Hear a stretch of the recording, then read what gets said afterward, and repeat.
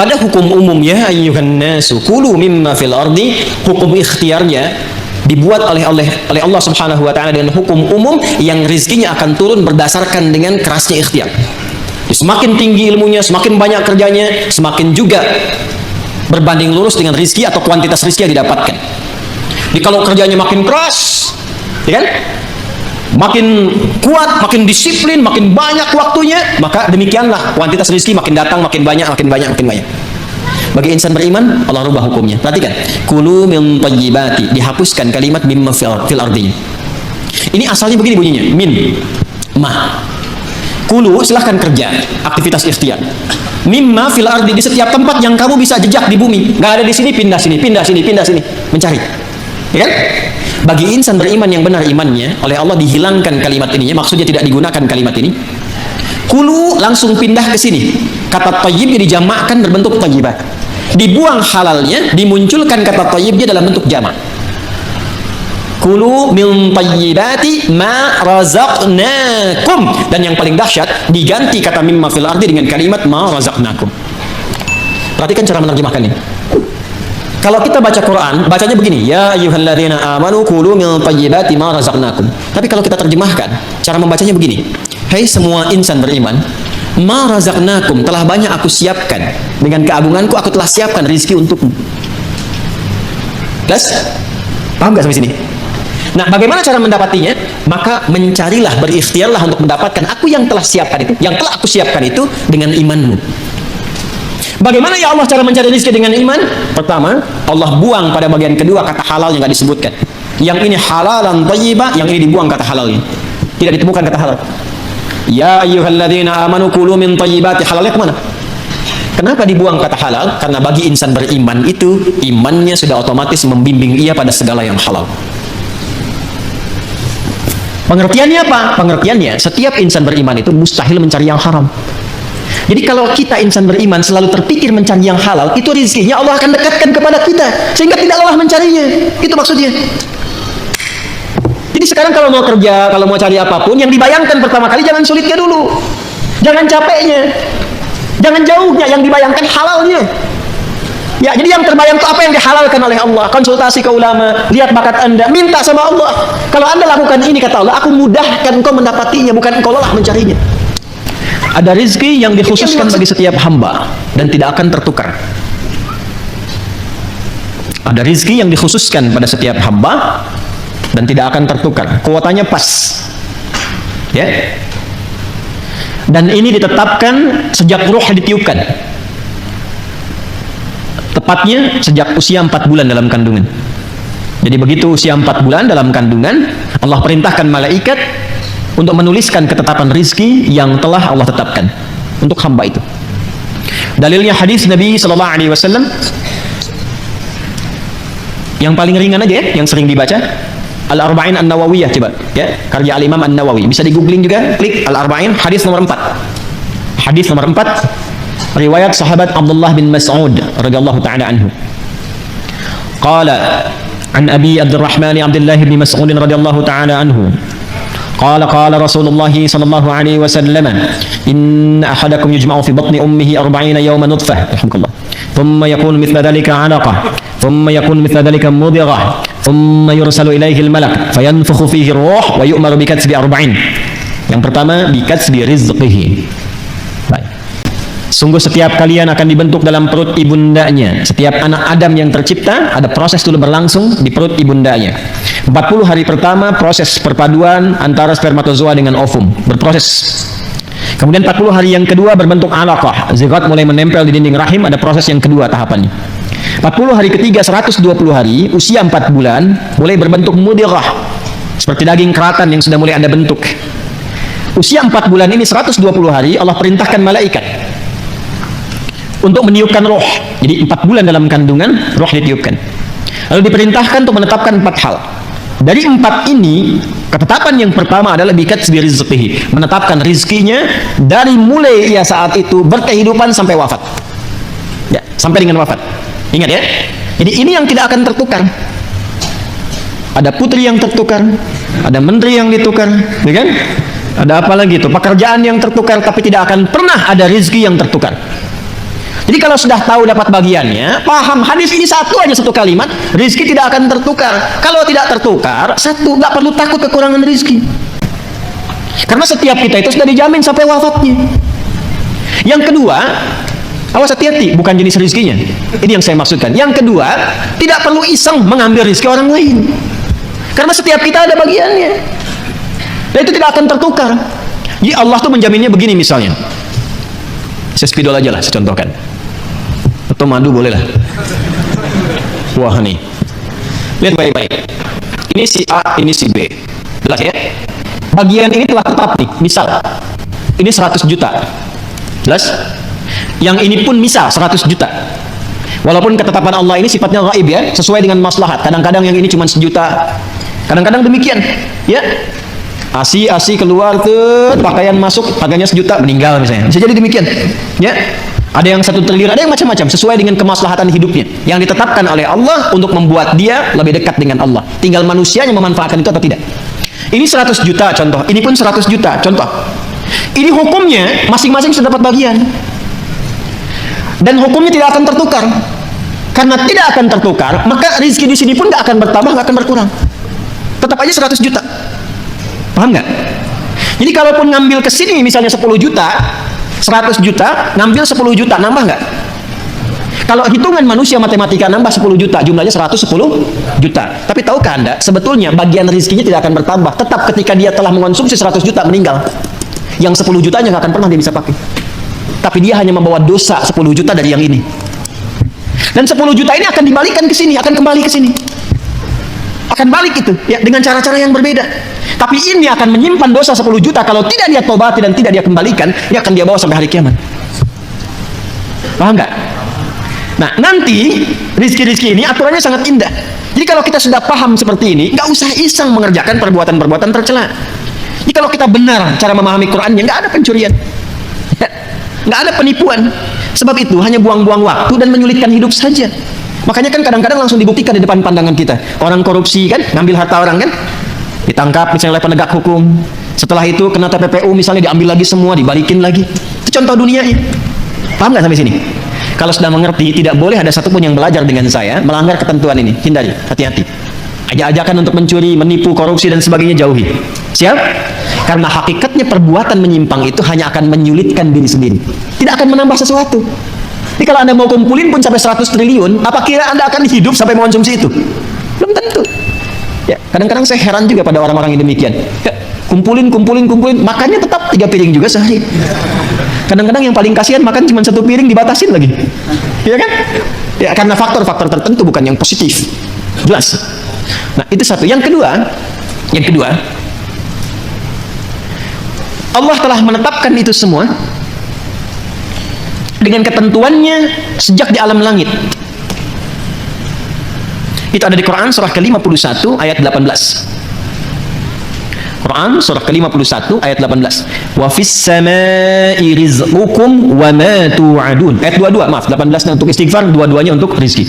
Quran surah 51 ayat ke-22. Wa fis samai rizqukum wa ma tu'adun. Ada ayatnya?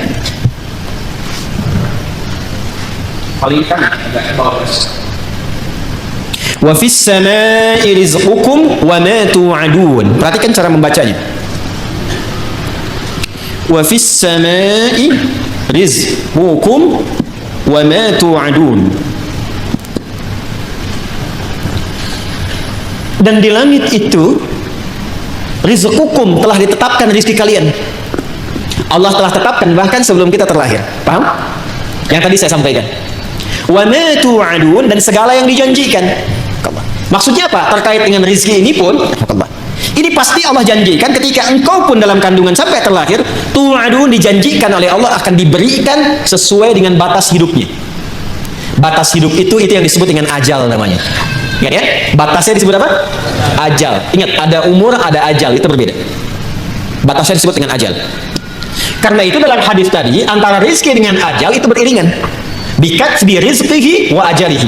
Allah memerintahkan malaikat sejak anak berusia 4 bulan dalam kandungan ibundanya ditetapkan rizki yang bersamaan dengan waktu berkehidupannya, ajalnya. Misal ya. Misalnya ditetapkan ajalnya 60 tahun.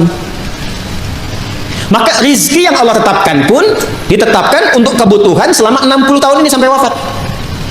Kalau sudah tiba ajalnya, maka selesai rizkinya. Ya, wafat dia kembali kepada Allah, nggak bisa maju, nggak bisa mundur, tetap di sini sesuai dengan waktunya, sesuai kuotanya. Itu ada di Quran surah ke-7 Al-A'raf ayat 34. Walikulli ummatin ajal. Fa idza jaa ajaluhum la yasta'khiruna sa'atan wa la yastaqdimun. Semua umat yang berkehidupan di bumi, bukan satu dua orang. Allah telah tetapkan batas hidupnya. Kalau sudah tiba ajalnya, batas hidupnya selesai, maka tak bisa dia mohon untuk diundurkan atau bahkan dia ingin dimajukan. Selesai sesuai dengan ketetapan. Jelas? Nah, rizki yang Allah tetapkan itu ini sesuai dengan ajal. Cara mengisi ajal itu yang disebut dengan umur namanya. Di umur cara kita mengisi dengan ajal itu batas usianya. Paham? Nanti lain waktu kalau sudah masuk ayat tentang umur baru saya terangkan apa itu umur ya. Nah, sekarang rizkinya ditetapkan di langit. Kita diberikan tugas di mana? Di bumi, al-ardh. Ini dia. Dijanjikan oleh Allah, diturunkan ini, diberikan kepada kita. Kita hidupnya di sini, rizki ditetapkan di langit, diturunkan di bumi. Baik ya, sekarang kita di mana? Di Masjid Al-Ihsan. Bumi kan luas. Ya. Kita di mana sekarang? Di Masjid Al-Ihsan. Masjid Al-Ihsan. Jadi kalau ini bumi begini, di sini titik aja. Ya kan? Satu titik ya? Baik. Pelan-pelan. Kita ada di Masjid Al-Ihsan, Jaga Setia, ambil besarnya Bekasi lah. Itu pun selatan gitu kan? Ya kan? Belum yang timur, yang utara, yang barat kan? Ya itu pun selatan. Itu Bekasi. Anda bisa bayangkan nggak? Itu pun masuk Jawa Barat. Itu pun masuk Jawa. Ya kan? Kalau negaranya apa? Indonesia. Apakah di bumi cuma Indonesia saja? Tidak ya? Anda bisa bayangkan satu Indonesia saja ada berapa titik? Ada berapa pulau? Ada berapa kecamatan, kelurahan, berapa desa dan sebagainya. Nah, yang ingin saya sampaikan adalah Allah sudah jamin dimanapun kita berkehidupan, Allah tetapkan rizki itu akan diturunkan, akan diberikan. Nah, yang perlu kita tahu, kita harus bertanya, ya Allah, bagaimana cara Engkau menurunkannya supaya aku bisa mengetahui aku telah mendapatinya? Paham? Maka Allah turunkan kepada kita lewat ketentuan yang disebut dengan ikhtiar, itu namanya. Ikhtiar.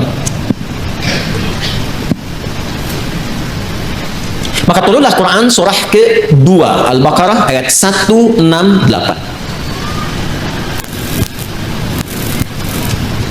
Paling kanan sebelah bawah. Sudah? Ini hukum umum. Bagi siapapun manusia di muka bumi yang berkehidupan, ini hukumnya. Kalau ingin dapatkan rezeki, ini ada caranya. Ini yang umum dulu ya, yang umum dulu. Ya ayyuhan nasu. Ada? Kulu mimma fil ardi halalan thayyiban. Maka hukum pertama kata Allah, ya ayyuhan nasu, hai semua manusia. Kalau semua manusia mencakup orang beriman saja atau umum? Artinya semua hamba Allah mendapati hukum yang sama. Kalau Anda ingin mendapatkan rezeki ini, Allah berikan hukum. Apa hukumnya? Kulu. Apa artinya kulu? Makanlah gitu ya. Nah, ini yang dimaksud, agak fokus sedikit. Ini di ilmu balaghah menggunakan hukum begini, dzikrul ba'dhi yuradu bihil kullu. Paham? Tidak, baik. Bahasa Indonesianya begini, bahasa Indonesianya. Sinekdok pas prototo. Paham? Tidak. Disebutkan sebagian mewakili keseluruhan. Paham? Nah, itu maksudnya. Ya. Kira-kira kalau kita ingin mengerjakan sesuatu, beraktivitas, bekerja, seringkali kita katakan kan untuk mencari sesuap nasi ya. Bapak mau kemana? Mencari sesuap nasi. Ibu ayah kemana? Mencari sesuap nasi. Padahal mungkin yang dicari satu rice cooker kan? Ya kan? Pakaian, kebutuhan dan sebagainya ya. Baik, itu kan rizki ya. Rizki kan? Baik, maka rizki itu pertama bersanding dengan ikhtiar. Wujud ikhtiar itu adanya aktivitas pekerjaan. Karena itu, perhatikan, kata yang mengiringi rizki bentuknya kata kerja. Kulu, ya kerja. Kalau ingin mendapatkan bagian rizki yang telah Allah tetapkan, mesti ada ikhtiar. Kita bergerak-gerak aja, beraktivitas. Yang diniatkan untuk mendapatkan rizki turun. Persoalannya apakah diturunkan waktu itu ataukah diakumulasikan kemudian nanti ada kehendak Allah menyertainya. Halo, jelas? Jadi sebetulnya rizki itu sederhana. Kalau kita mau bergerak, aktivitas, datang rizki. Ya, Anda lapar, haus. Kalau diam aja nggak akan selesai hausnya. Tapi kalau Anda ke belakang tanya, Pak, maaf saya tuh haus sekali, keluarlah air minum dari DKM. Ya kan? Tapi saya juga lapar, Pak. Emang Bapak nggak bawa makanan ke sini? Enggak, keluarlah kemudian makanan. Jadi kalau kita mau bergerak, ada itu rezeki. Anda keluar tuh. Begitu di perempatan jalan kan orang cuman prit, Anda parkir, tiba-tiba dengan peluit itu baru keluar sedikit, prit. Kadang dia nggak pakai peluit sekarang itu. Mundur, balas kiri, gitu kan? Kita tanya kenapa emang yang kanan kan sudah dibalas sama yang kiri. Balas kiri, balas jalan. Dengan kalimat gitu aja Anda mengeluarkan uang kan? Kasih oleh Anda 2.000, makasih Pak. Gitu. Kasih 5.000, makasih Om. Ya? Udah pindah tuh. Kasih 10.000, makasih Bos. Gitu ya? Ya kan? Kebayang ya? Jadi kalau kita mau bergerak, sebetulnya rezeki itu turun. Hanya nanti ada yang diakumulasikan, ada yang diberikan seketika. Ada yang sifatnya akumulatif. Sebetulnya hasil ikhtiar Anda hari ini, cuman mungkin diberikannya besok. Pernah nggak Anda cari pekerjaan? Bahasa manusia ditolak di sini, tolak di situ, tolak di sini. Pernah ya begitu ya? Tapi tiba-tiba setelah seminggu, 2 minggu, 1 bulan, Anda mendapatkan pekerjaan yang tawaran gajinya di luar ekspektasi Anda. Pak, mau nggak nih? Ada peluang 9 juta. Ternyata itu hasil ikhtiar Anda dari hari pertama, kedua, ketiga dapatnya itu. Paham sekarang ya? Itu hukum pertama. Jadi nggak bisa mendapatkan rezeki dengan diam. Selalu ada ikhtiar. Tapi jangan sampai ikhtiar itu, awas, ditempuh dengan bentuk yang negatif.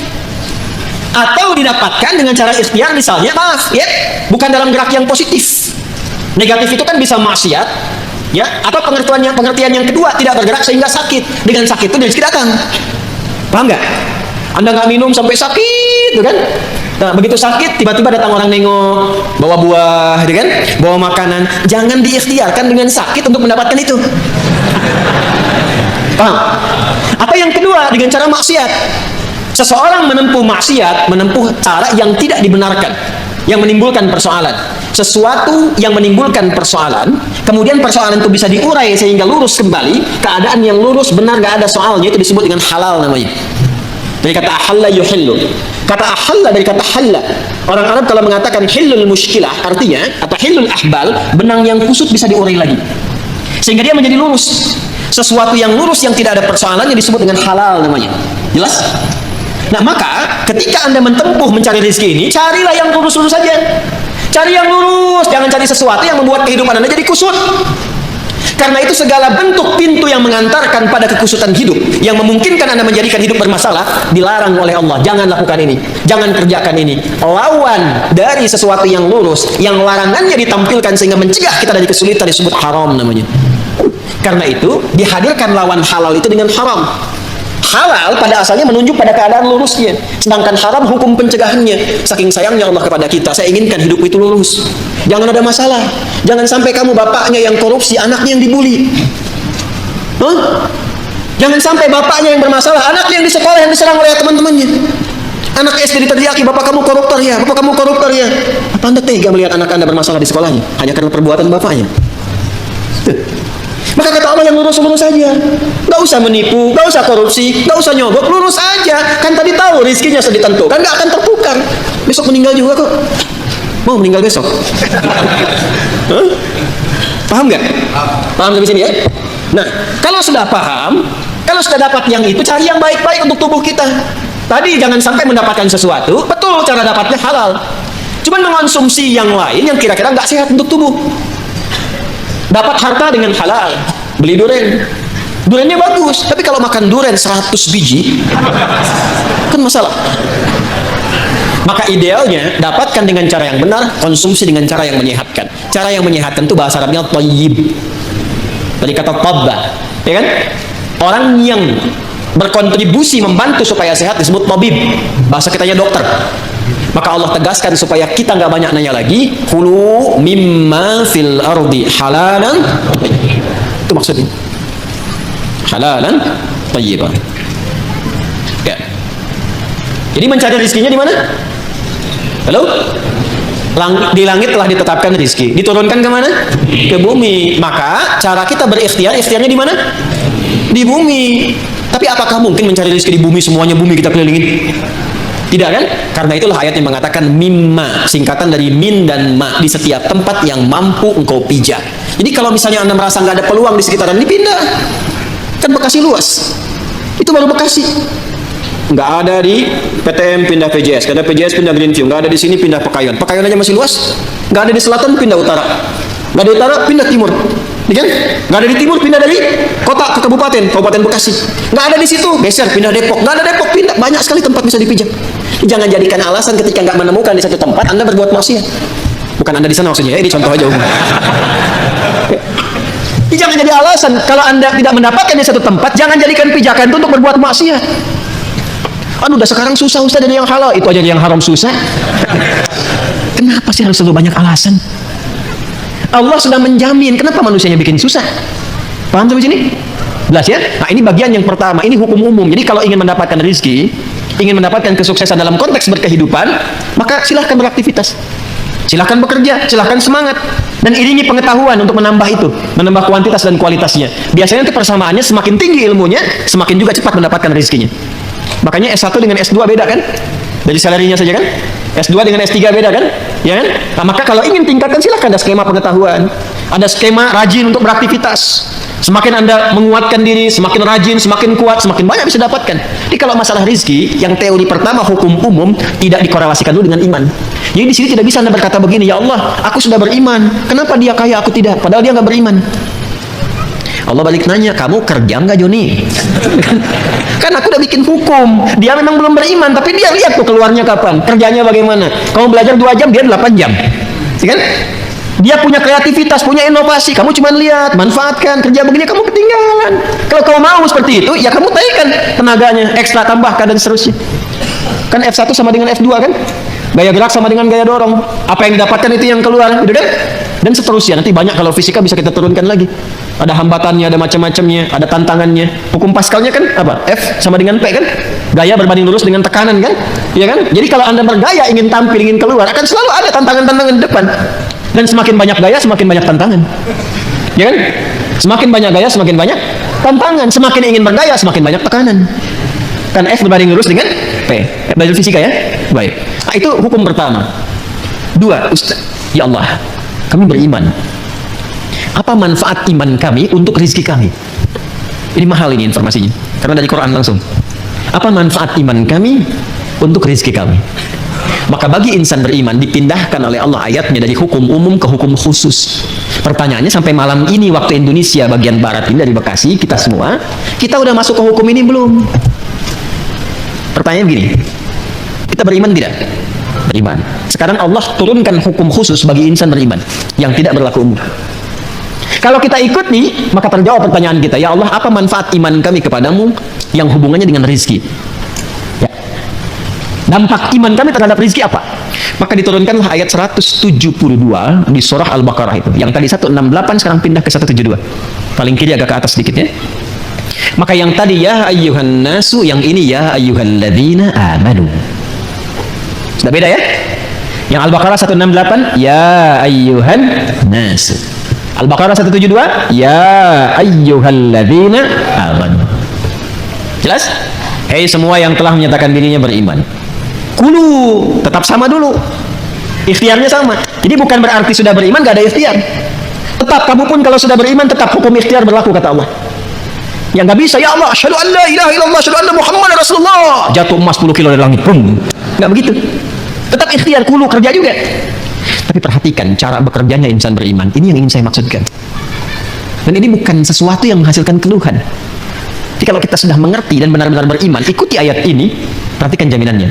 Kulu min thayyibati ma razaqnakum. Fokus ke sini.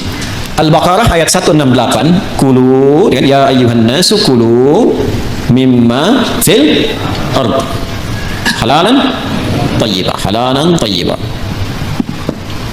Ya ayyuhan nas. Al-Baqarah 172, ya ayyuhalladzina amanu. Nah, saya highlight ya.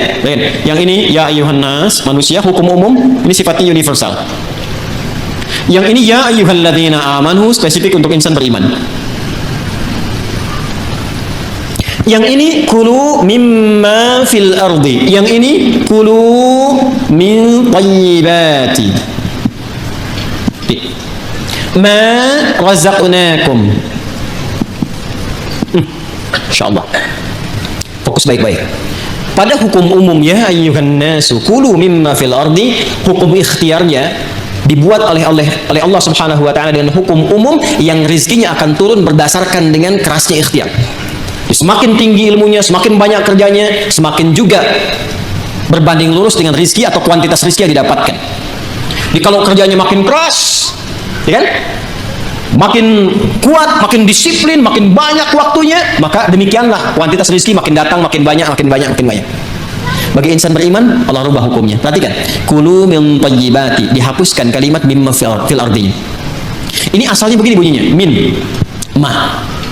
Kulu, silahkan kerja, aktivitas ikhtiar. Mimma fil ardi, di setiap tempat yang kamu bisa jejak di bumi. Gak ada di sini, pindah sini, pindah sini, pindah sini, mencari. Ya kan? Bagi insan beriman yang benar imannya, oleh Allah dihilangkan kalimat ininya, maksudnya tidak digunakan kalimat ini. Kulu langsung pindah ke sini. Kata thayyib dijamakkan berbentuk thayyibat. Dibuang halalnya, dimunculkan kata thayyibnya dalam bentuk jamak. Kulu min thayyibati ma razaqnakum, dan yang paling dahsyat diganti kata mimma fil ardi dengan kalimat ma razaqnakum. Perhatikan cara menerjemahkan ini. Kalau kita baca Quran, bacanya begini, ya ayyuhalladzina amanu kulu min thayyibati ma razaqnakum. Tapi kalau kita terjemahkan, cara membacanya begini. Hai semua insan beriman, ma razaqnakum, telah banyak aku siapkan, dengan keagunganku aku telah siapkan rizki untukmu. Jelas? Paham gak sampai sini? Nah, bagaimana cara mendapatinya? Maka mencarilah, berikhtiarlah untuk mendapatkan aku yang telah siapkan itu, yang telah aku siapkan itu dengan imanmu. Bagaimana ya Allah cara mencari rezeki dengan iman? Pertama, Allah buang pada bagian kedua kata halal yang tidak disebutkan. Yang ini halalan thayyibah, yang ini dibuang kata halalnya. Tidak ditemukan kata halal. Ya ayyuhalladzina amanu kulu min thayyibati, halalnya kemana? Kenapa dibuang kata halal? Karena bagi insan beriman itu, imannya sudah otomatis membimbing ia pada segala yang halal. Pengertiannya apa? Pengertiannya, setiap insan beriman itu mustahil mencari yang haram. Jadi kalau kita insan beriman selalu terpikir mencari yang halal, itu rezekinya Allah akan dekatkan kepada kita, sehingga tidak lelah mencarinya. Itu maksudnya. Jadi sekarang kalau mau kerja, kalau mau cari apapun, yang dibayangkan pertama kali jangan sulitnya dulu, jangan capeknya, jangan jauhnya, yang dibayangkan halalnya. Ya, jadi yang terbayang itu apa yang dihalalkan oleh Allah. Konsultasi ke ulama, lihat bakat Anda, minta sama Allah. Kalau Anda lakukan ini, kata Allah, aku mudahkan engkau mendapatinya, bukan engkau lelah mencarinya. Itu yang dimaksudkan. Jelas sampai sini? Nah, kalaupun sudah dapat, iman itu akan membimbing kita untuk selalu menyikapi rezeki dengan asas manfaat. Jadi yang Allah berikan nanti berkahnya. Dan berkah itu nggak dilihat pada banyaknya. Nggak dilihat pada banyaknya, karena setiap yang berkah itu pasti mengandung manfaat. Di ciri insan beriman itu sudah nggak lelah mendapatinya, lalu nafsunya ditata oleh Allah supaya memanfaatkan apa yang dicari itu, segala yang bermanfaat untuk dirinya saja. Jadi akhirnya dia nggak sibuk banyak berpikir sesuatu, yang penting bermanfaat untuk dirinya, dia dapatkan. Saya beri contoh begini, yang paling gampang memahaminya. Bapak Ibu kalau haus itu butuh apa? Minum. Sederhananya kan ada minuman, kita minum selesai haus kan? Itu konsep dasarnya. Jadi kalau ada air bening, ini air misalnya bening, airnya bagus, menyehatkan, baik. Kalau diminum, hausnya hilang nggak? Nah, itulah asas manfaat namanya. Saya bukan ingin contohkan saya minum, bukan. Saya tidak terbiasa ceramah sambil minum. Ya, karena memang nggak mungkin ceramah sambil minum gitu ya. Simpan dulu. Gitu. Yang saya ingin katakan, prinsip minum itu menghilangkan haus. Tapi persoalannya ketika nafsu menunggangi itu, ini masalah. Minum Pak, nggak mau yang ini ya? Pengen buah naga. Naganya coba jangan yang di Depok ya carinya. Kebeli nggak? Sekalian beli nasi goreng ya ke kebun sirih, mampir dia sudah. Jam segini suruh nyari nasi goreng yang di kebun sirih. Padahal di depan udah banyak keliling-keliling, tek. Nyari sana macet, dapat buah naga, begitu mau kebun sirih tutup. Kayaknya nggak makan gitu. Itulah nafsu. Itulah nafsu. Kalau sudah ditunggangi oleh nafsu berdasarkan provokasi setan. Paham nggak sampai sini? Maka insan beriman itu kalau dia mencari rezeki dengan imannya, maka Allah akan bimbing dia mendapatkan rezeki itu dan dijamaahkan bentuk thayyibnya dalam bentuk berkah. Min thayyibati, aku tambahkan kualitasnya, sekalipun dalam pandangan manusia kuantitasnya terlihat sedikit. Contoh begini, 1 juta dengan 10 juta banyak mana? Tapi kalau 1 jutanya berkah, maka akan berbeda kisahnya. 1 juta kalau berkah dengan 10 juta tidak berkah. Demi Allah saya katakan, 10 juta tidak berkah, besok dipakai, besok habis. 1 juta berkah, besok dipakai sampai akhir bulan gak habis-habis. Gak habis-habis. Saya pernah kisahkan ini kan, saya punya teman dulu di Tripoli itu. Ya, dia dari Bukit Tinggi itu diberikan oleh ibunya yang penyayang. Masya Allah, rizki yang paling halal yang pernah dikumpulkan oleh ibunya, sejumlah $50. Ia berangkat teman-teman sampai di Tripoli selama 4 tahun, itu nggak habis $50 itu, dan nggak pernah terpakai $50. Sampai dia berazam, mohon pada Allah, saya ingin ganti perjuangan ibu saya memberi saya ini dengan menghajikan beliau, dan dikabul oleh Allah. $50. Dan cobalah main ke daerah-daerah, kadang-kadang memang mesti kita ke desa-desa, rindu suasana itu. Cobalah, Masya Allah, hidup dengan 100.000, 200.000, satu bulan cuma 300.000. Tapi kalau kita datang tuh ikan ada, buah ada, kayaknya nggak pernah ada masalah, senyum gitu. Ayo damang, alhamdulillah saya Pak, Masya Allah, ayo kan dituang, nggak dituang. Jadi Masya Allah, makan dengan sambal aja, dengan kecap, dengan kayaknya enak gitu kan. Saya pernah diajak oleh salah satu jamaah itu, satu tempat, dia punya tempat di Garut. Ini kisah nyata, kakeknya itu baiknya luar biasa. Ini nyata ya, saya nggak pernah cerita mengarang gitu. Itu kakeknya punya lahan, selalu ditanami buah-buahan. Bahkan yang punya tetangga pun beliau kasih itu benihnya. Sampai cucunya yang dekat dengan kami, sampai bingung nanya, kayak kenapa harus tambahin begini? Nggak apa-apa, yang penting manfaat. Sampai sekarang, teman-teman sekalian, itu Masya Allah, kalau sudah tumbuh, kayak alpukat itu nggak kenal musim. Dia selalu tumbuh di musim manapun, dan kalau sudah habis, muncul lagi buahnya, muncul lagi buahnya. Itu besar buah alpukatnya itu bisa sebesar cangkir kelapa itu. Lalu ikan-ikannya tuh, Masya Allah, ikannya ada, airnya mengalir dari Cipanas hangat gitu ya. Itu selalu seperti itu, berkah, baik. Itulah keberkahan. Jadi kalau datang ke sana, ikan tinggal mancing, ngambil sendiri. Alpukat ada, kelapa ada. Dan itu sesuatu yang sangat indah, uniknya nggak habis-habis. Kan siapa yang menjadikan itu? Allah kan? Tadi hukumnya kan? Fa akhraja bihi minas samarati rizqan lakum. Jadi sebetulnya kalau kita mencari pakai iman, dunia ini nggak jadi beban. Yang jadi beban itu nafsu. Iya kan? Ya, yang jadi beban itu apa? Nafsu. Pakaian fungsi menutupi aurat, tampil dengan baik. Tapi kalau semua model ingin dimiliki, capek kan? Cuman sekedar beli daster harus ke Paris. Padahal Citayam mungkin banyak gitu kan?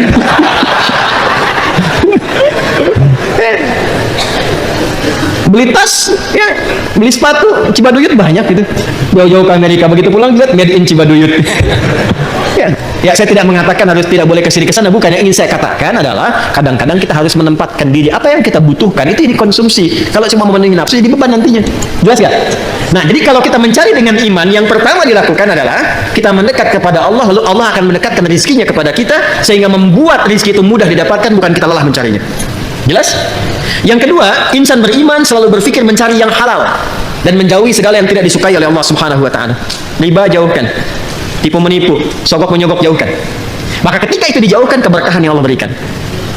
Baik, saya sempurnakan sedikit ya, sedikit saja. Sekarang kita bertanya, ya Allah, ada shortcutnya nggak? Ya, ada shortcutnya nggak untuk mendapatkan itu?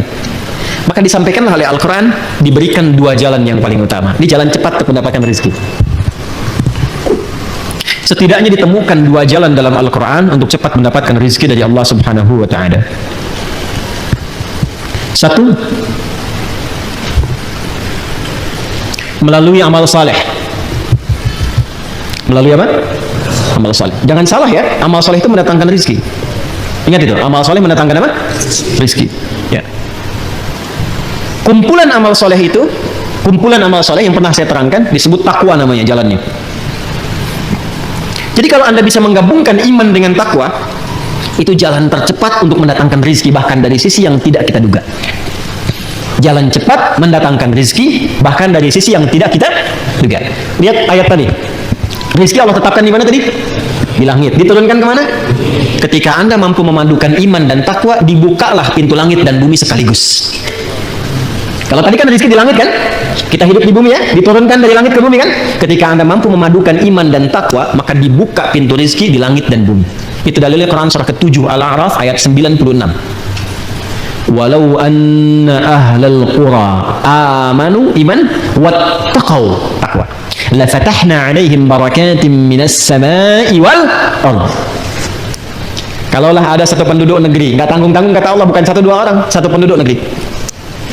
Kalau mau nanti, kalau bisa begini ya, ta'lim kita ini harus punya database nih. Nanti berangkat bareng-bareng. Siapa yang dari Tangerang, kumpul bareng-bareng, bikin grup, berangkat sama-sama. Gak apa-apa. Yang dari Citayam, Bojongkoneng, datang sini apa? Cari angkot sini kan? Ya kan? Belajar, ngaji bareng-bareng. Nanti Anda praktekkan di tempat itu, kumpul bareng-bareng, praktekkan, tingkatin iman, tingkatin takwa, ke masjid sama-sama, ibadah sama-sama. Apa yang terjadi? Kata Allah, la fatahna alaihim barakatim minas sama'i wal ard. Pintu berkah di langit dan di bumi dibuka. Karena itu kalau sudah takwa, kaidahnya sudah lompat, bukan nas lagi, bukan ya ayuhan nas lagi, bukan ya ayyuhalladzina amanu lagi. Sekarang kaidahnya khusus untuk insan muttaqin. Karena itu ketika disebutkan takwa, itu datangnya cepat, bahkan dari sisi yang tidak kita duga. Wa may yattaqillaha yaj'al lahu makhraja wa yarzuqhu min haitsu la yahtasib. Quran surah 65 di akhir ayat kedua sampai awal ayat ketiga. Itu maksudnya. Contoh lain misalnya.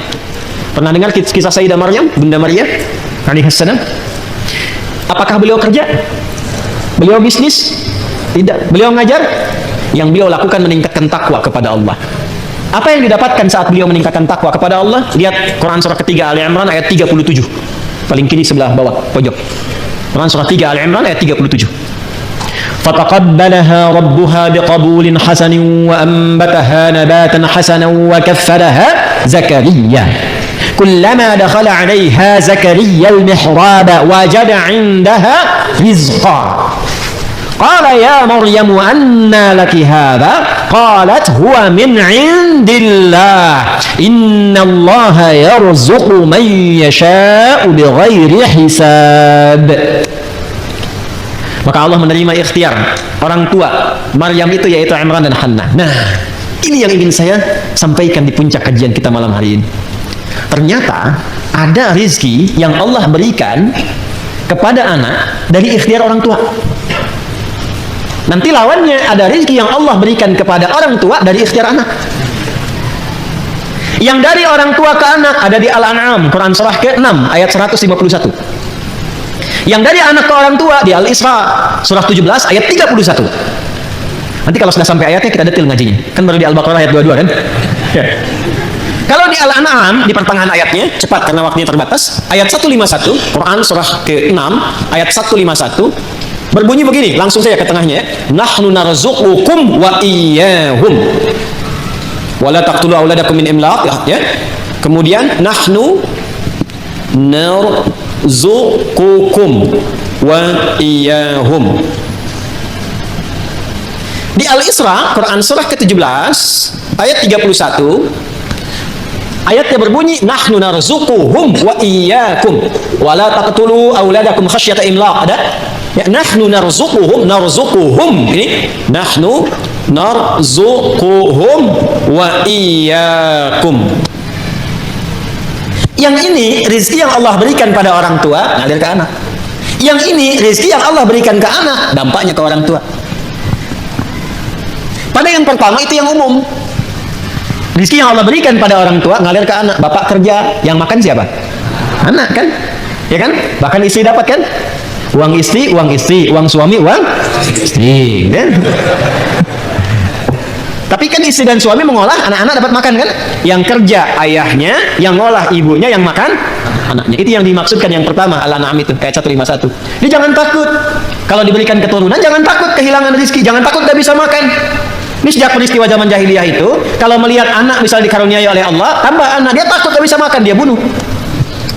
Tapi ayatnya turun dengan sifat umum, seakan memberikan kesan, bukan hanya sekarang, mungkin nanti akan ada yang berpikir sama. Jangan sampai terjadi orang tua membunuh anak atau bahkan bunuh diri karena takut tidak mendapatkan rezeki. Tidak, kata Allah, aku telah siapkan skemanya. Jelas? Hati-hati nih. Kalau ayatnya disebutkan pasti terjadi. Ada orang tua sembarangan buang anak.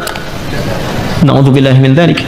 Ditemukan anak bahkan di dekat tumpukan sampah, dekat selokan, di kamar mandi dan sebagainya, tidak bertanggung jawab. Ya. Bahkan ada yang tega kemudian ngajak anak bunuh diri dan sama-sama dan sebagainya. Karena takut tidak dapat makan, takut miskin, takut fakir dan sebagainya, maka turun ayat. Makanya iman itu membantu kita untuk kuat. Demi Allah saya katakan, kalau Indonesia ini tidak dikaruniai mayoritas penduduknya dengan keimanan, mungkin sudah banyak hal yang tidak bisa kita tahan. Ya, di Jepang itu kalau banjir teman-teman sekalian, pada pusing. Ada yang bunuh diri, ada yang ribut, ada yang macam-macam. Di kita hujan banjir berenang, nggak susah. Ya. Alhamdulillah kita santai-santai aja kan, ya kan? Wah, nggak, masya Allah gitu. Indonesia itu luar biasa lah pokoknya. Segala bisa jadi ada kan, ya kan? Anda pergi ke Eropa sana, orang nyembeli kambing kepalanya dibuang. Di kita masak, di sop, ya. Ya kambing itu kambing guling, kambing bakar, kambing macam banyak tuh menunya. Kepala ikan dibuang, di kita dibikin bumbu baru, kan? Apa aja pokoknya tuh. Apa aja jadi kan? Makan nasi nih, nasi sudah nggak cocok, besoknya sudah nggak bagus, jemur kering, jadi apa? Rengginang. Rengginang udah bosan, ganti lagi jadi apa lagi? Nah, gipang kan? Ya kan? Semua tuh bikin bubur, bikin ini, pokoknya top lah Indonesia tuh. Ya. Tapi iman tuh membuat kita lebih kuat. Ya, lebih kuat. Makanya kalau kita beriman jangan takut, Pak. Kerja, aktivitas saja. Allah kirimkan. Yang bikin repot tuh kalau nafsunya banyak. Makanya didik anak itu untuk mendapatkan berkah. Jangan dididik anak mendekatkan kepada nafsu. Kalau dididik mendekatkan kepada nafsu, nanti tuntutannya ke orang tua tinggi. Ya. Anak Umar bin Khattab itu anak presiden. Pakaiannya bolong. Karena bapaknya berusaha memberikan yang terbaik, yang ada yang itu yang tambalan karena mengejar akhirat itu. Datang kepada ayahnya mengadu dengan bersedih. Kenapa, Nak? Teman-temanku pakaiannya bagus-bagus katanya. Tidakkah engkau ingat kalau bahasa kita? Kita kan nanti bagusnya di akhirat. Di sini kan sementara saja. Ayo nikmati dengan apa yang Allah beri. Nanti di akhirat kita lebih bagus daripada mereka. Itu bisa balik lagi dengan tertawa. Bisa nggak bikin begitu tuh? Permen. Mobil. Bisa nggak bikin begitu tuh? Bisa nggak belikan anak mobil-mobilan ditata, latihan sholat? Berikan sendal, katakan padanya Allah yang memberikan kita ini, titipkan sama adik. Pakai yang baik ya, pakai ke masjid, pakai sekolah dengan semangat, doakan papa ya. Pernah nggak titipkan ibu pada anaknya ketika ayahnya mau berangkat? Doakan ayah ya. Coba bilang sama ayah, Pak jangan cari yang haram ya. Itu Masya Allah, anak TK kalau bisikan di telinga terjaga belum sampai kantor. Ya, paham? Itu sederhana tapi dalam gitu. Sederhana tapi dalam. Itu yang dimaksudkan itu. Nah, yang kedua gini, yang kedua ini yang mahal sekali dan saya akhiri di sini. Nahnu narzuquhum wa iyyakum. Ada rezeki yang Allah tetapkan lewat anak tapi orang tua dapat. Seperti Imran dan Hannah pernah menyiapkan Maryam dan dengan itu orang tua dapat. Ibu sekarang masuk TK mahal nggak? TK ya?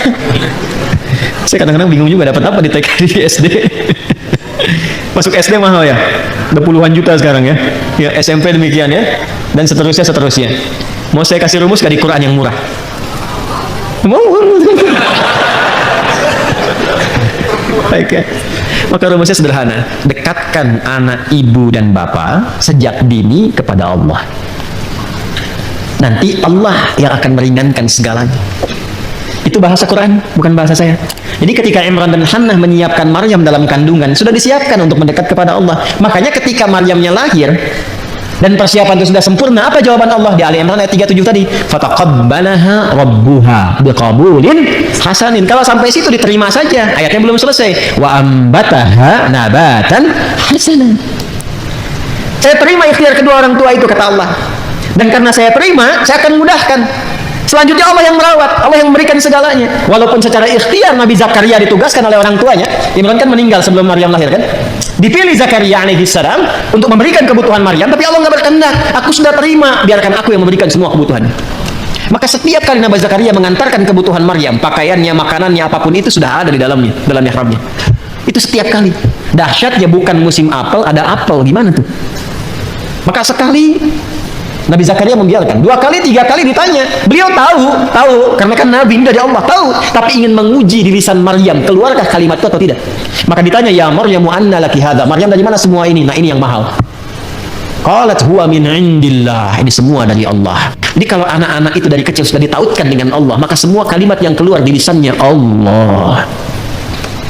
Nah, kalau bisa firman Allah itu hadirkan dalam jiwanya. Kalau sudah firman Allah hadir di jiwanya sejak dia kecil, itu dijaga oleh Allah itu. Dan ketika dijaga, meringankan beban yang bapak ibu anggap sebagai beban untuk memberikan rezeki. Gak percaya silakan, firman Allah hadirkan. Jadi dia penghafal Quran dari sejak kecil. Tiba-tiba apa? Mau masuk sekolah ada beasiswa untuk menghafal Quran. Padahal sudah Allah siapkan. Jalurnya Allah siapkan. Tiba-tiba apa? Ada kiriman makanan. Tiba-tiba apa? Ada undangan ini, undangan itu dan sebagainya. Itu cuma wasilah saja. Pada akhirnya itulah perhatian Allah kepada hasil ikhtiar bapak dan ibu. Kok bisa anak yang hafal Quran yang umroh bapak ibunya ikut? Padahal dari dulu nabung nggak jadi-jadi tuh. Hah? Maka cari wasilah takwa, titipkan itu lewat anak, maka lihat apa yang terjadi setelahnya. Itu akan ringan. Ya. Cobalah ya, coba. Dan itu akan ringan. Demi Allah saya katakan itu akan ringan. Itu yang dimaksud nahnu narzuquhum wa iyyakum. Jangan takut. Kalaupun ada Allah titipkan anak, jumlahnya berapa, laki-laki, perempuan, semua rezekinya sempurna. Tapi kalau ingin cepat kata Allah, investasikan dari awal. Sehingga dunianya nggak terlalu capek, bebannya nggak banyak. Sekarang saya perhatikan kalau ngeliat orang tua, kok bayangannya tuh ingin dunia saja gitu. Kenapa sih takut anaknya masuk pesantren? Hah? Masuk pada diniyah, sekolah-sekolah Islam. Dan saya juga pesan tuh pada yang aktif di sekolah-sekolah Islam itu, berikan pendidikan yang benar, jangan cari dunia juga. Masa namanya sekolah Islam yang cari dunia? Bayaran mahal-mahal, ngaji Quran nggak bisa. Hah? Itu bukan sekolah Islam namanya. Ajarkan sholat dengan benar, ajarkan Quran dengan benar, jangan cari profit dunia. Gak apa-apa mendapatkan bagian dari rezeki dunia, tapi akhirat itu utamakan. Jangan sampai bayarnya lebih mahal dari sekolah umum, tapi akhiratnya nggak dapat. Itu hisabnya besar sih Allah Subhanahu Wa Taala karena bawa nama Islam. Mohon maaf ya, mohon maaf. Ini mengingatkan saja. Paham? Alhamdulillah. Baik, ini yang dimaksudkan. Nah, kalau kita umum ingin cepat mendapatkan itu, nanti rajin baca Quran. Contoh, ini malam apa? Besok hari apa? Nah, ada ibadah apa? Pasti kan malamnya Jumat, harinya Jumat, sholatnya sholat. Kebanyakan pada saat Jumat cuman sholat Jumat saja. Padahal di Jumat itu Allah telah terapkan skema memudahkan rezeki. Kan ayat Jumat itu sholat Jumat kan 11 ayat, bukan cuma 1 ayat. Kenapa ngajinya ayat 9 aja, 10-11 yang nggak dibaca? Coba deh buka Quran surah Al-Jumu'ah, surah 62, ayat 9 sampai 11. Jangan cuma 9 aja. Kalau 9 cuma kewajibannya. Ya ayyuhalladzina amanu idza nudiya lis-salati min yaumil jumu'ati fas'au ila dzikrillahi wa dzarul bai' dzalikum khairul lakum. Baik. Teruskan, jangan cuma sampai sini. Fa idza ayat 10, fa idza qudiyatis salatu. Tuh. Itu skema ikhtiarnya. Ya, fantashiru fil wabtaghu min fadlillah. Tahan sampai situ dulu. Ayat 11 yang baca.